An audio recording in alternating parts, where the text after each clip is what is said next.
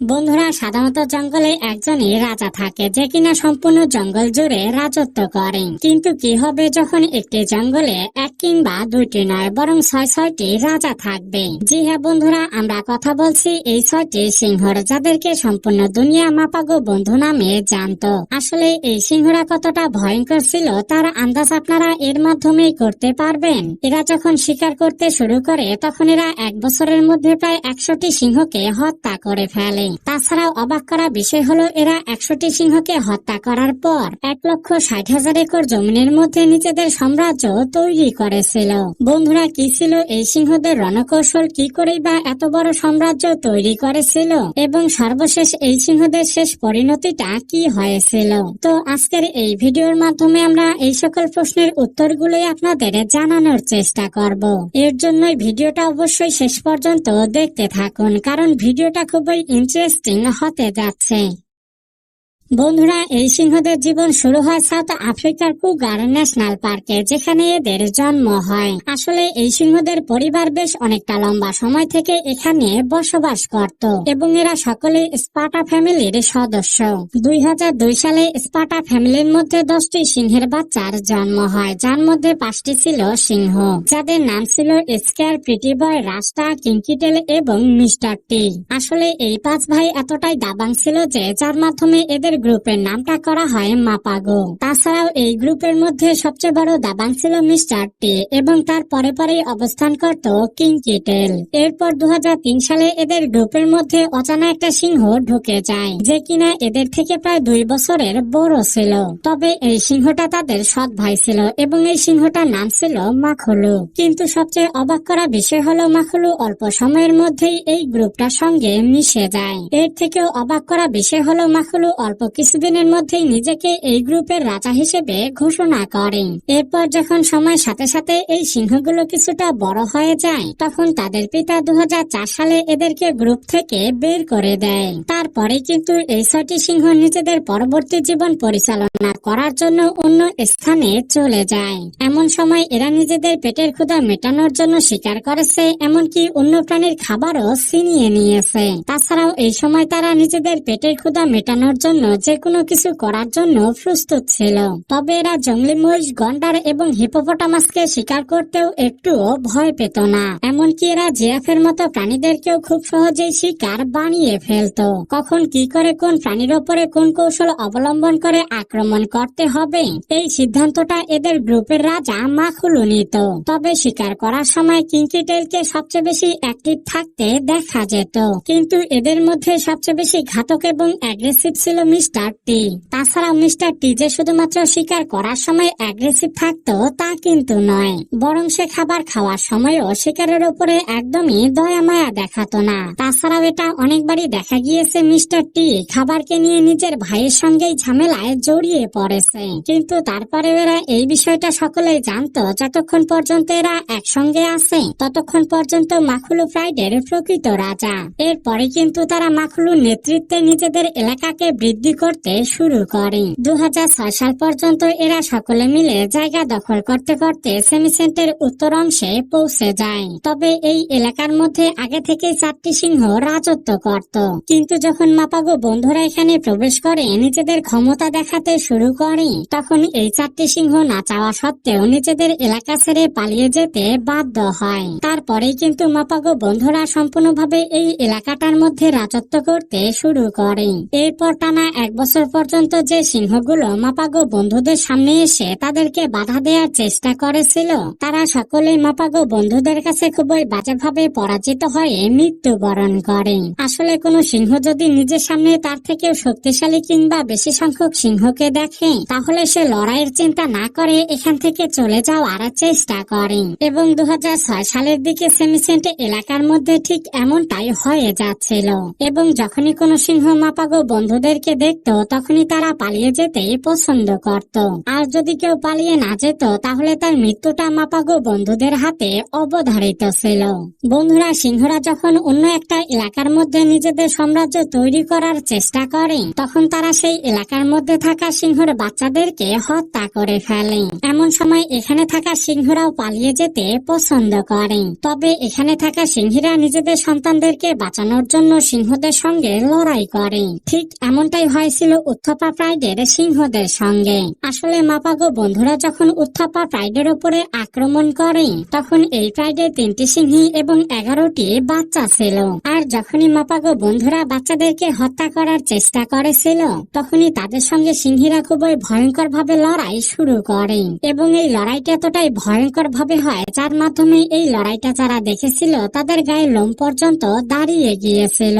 যদিও সিংহীরা নিজেদের সম্পূর্ণ শক্তি লাগিয়ে মাপাগো বন্ধুদের কাছ থেকে তাদের বাচ্চাদেরকে বাঁচানোর চেষ্টা করেছিল কিন্তু তারা কোনোভাবেই সফল হতে পারেনি। যার পরে কিন্তু মাপাগো বন্ধুরা সিংহীদের সকল বাচ্চাদেরকেই হত্যা করে ফেলে। আর এরা যে শুধুমাত্র বাচ্চাদেরকে হত্যা করেছিল তা কিন্তু নয়, বরং এরা বাচ্চাদেরকে হত্যা করার পর তাদেরকে নিজের খাবার বানিয়ে নিয়েছিল। এবং এই লড়াইটার মধ্যে সবচেয়ে বেশি ভয়ঙ্কর ছিল মিস্টার টি।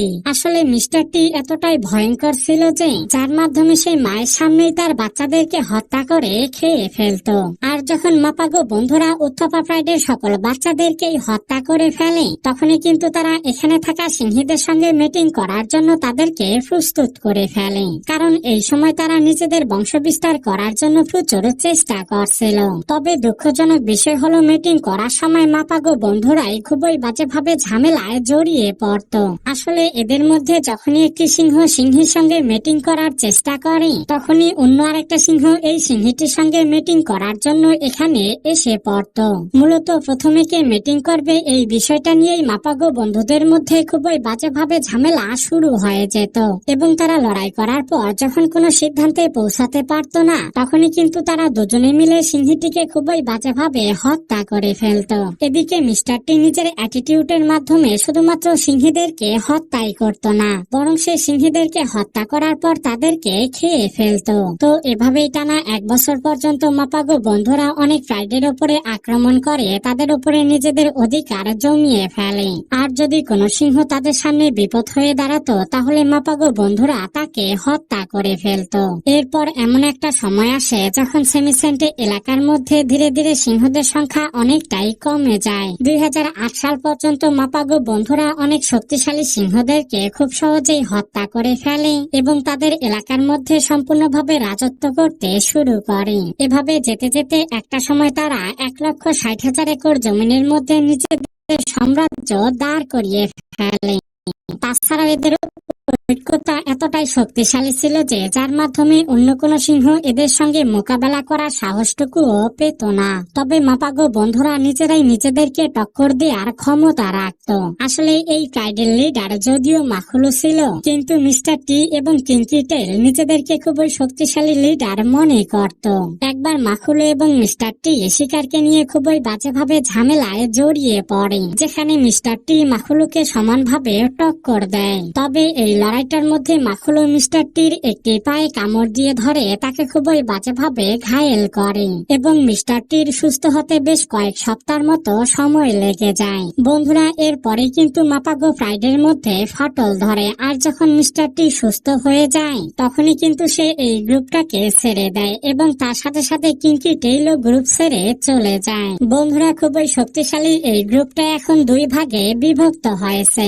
একদিকে যেখানে মাখুলু, স্কেয়ার, পিটি বয় এবং রাস্তা ছিল, তো আবার অন্যদিকে কিঙ্কি টেল এবং মিস্টার টি দুজনেই একটা নতুন গ্রুপ তৈরি করে। তারপর এরা আলাদা আলাদা স্থানে নিজেদের সাম্রাজ্য তৈরি করতে শুরু করে। যেদিকে মিস্টার টি এবং কিঙ্কি টেল নিজেদের পুরনো স্থানেই নতুন করে সাম্রাজ্য তৈরি করতে শুরু করে, তো আবার অন্যদিকে মাখুলু এবং তার 3 সঙ্গী জঙ্গলের পশ্চিম অংশে থাকতে শুরু করে। বন্ধুরা, এরা 2 ভাগে বিভক্ত হওয়ার পর এদের জীবনটা সম্পূর্ণভাবে পরিবর্তন হয়ে যায়। এখন এখন এদের মনোযোগ শুধুমাত্র নিজেদের প্রাইডকে সুরক্ষিত রাখা, বাচ্চা জন্ম দেয়া এবং নিজেদের এলাকাকে সুরক্ষিত রাখা। এরপর সময়ের সাথে সাথে মিস্টার টি এবং মাখলুর প্রাইডের জনসংখ্যা ধীরে ধীরে অনেকটাই বেড়ে যায়। বন্ধুরা, মিস্টার টি এবং কিঙ্কি টেল যে স্থানটাতে রাজত্ব করত সেটা সম্পূর্ণভাবে কুগার ন্যাশনাল পার্কে ছিল এবং এখানে এমন অনেক সিংহরাই থাকতো যারা কিনা সবসময় মিস্টার টি এবং কিঙ্কি টেলের গ্রুপের উপরে আক্রমণ করে তাদের প্রাইড এবং সাম্রাজ্যটাকে সম্পূর্ণভাবে হাতিয়ে নিয়ে আনার চেষ্টা করত।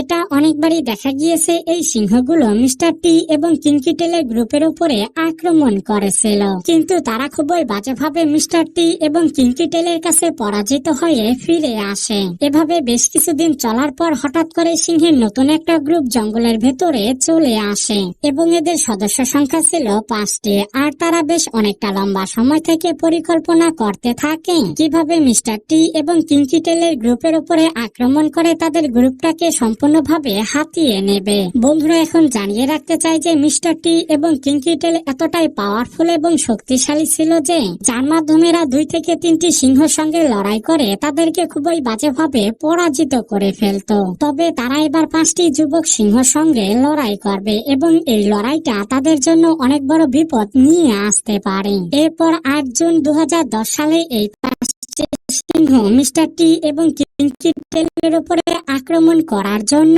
সেভিসেন্ট এলাকার মধ্যে খুবই কৌশলে ঢুকে পড়ে। এদিকে মিস্টার টি এবং কিঙ্কি টেল এখন পর্যন্ত কোনো লড়াই না হারার কারণে তারা খুবই আত্মবিশ্বাসী হয়ে এই সিংহদের সঙ্গে খুবই ভয়ঙ্কর ভাবে লড়াই শুরু করে এবং এই লড়াইটা বেশ অনেকটা লম্বা সময় থেকে খুবই ভয়ঙ্কর ভাবে চলার পর মিস্টার টি এবং কিঙ্কি টেল একটা সময় তারা দুজনে মিলে একটি সিংহকে ধরে ফেলে। তারপরে কিন্তু মিস্টার টি এবং কিঙ্কি টেল এই সিংহটাকে খুবই বাজেভাবে ঘায়েল করে ফেলে। এই লড়াইটার মধ্যে মিস্টার টি যেদিকে সিংহটির গলায় কামড় দিয়ে ধরেছিল, তো আবার অন্যদিকে কিঙ্কি টেল সিংহটির চড়ুতে কামড়াতে কামড়াতে তাকে খুবই বাজেভাবে ঘায়েল করে ফেলে। বন্ধুরা, জানলে অবাক হবেন যে মিস্টার টি এবং কিঙ্কি টেল যদিও এই সিংহটাকে খুবই বাজেভাবে ঘায়েল করেছিল, কিন্তু তারা এই সিংহটাকে হত্যা করেনি, বরং তারা এই সিংহটাকে এখান থেকে চলে যেতে দেয়, যার মাধ্যমে এই বিষয়টা প্রমাণিত হয়ে যায় যদি এই জঙ্গলে কোনো প্রকৃত রাজা থেকে থাকে তাহলে সেটা হলো মিস্টার টি এবং কিঙ্কি টেল।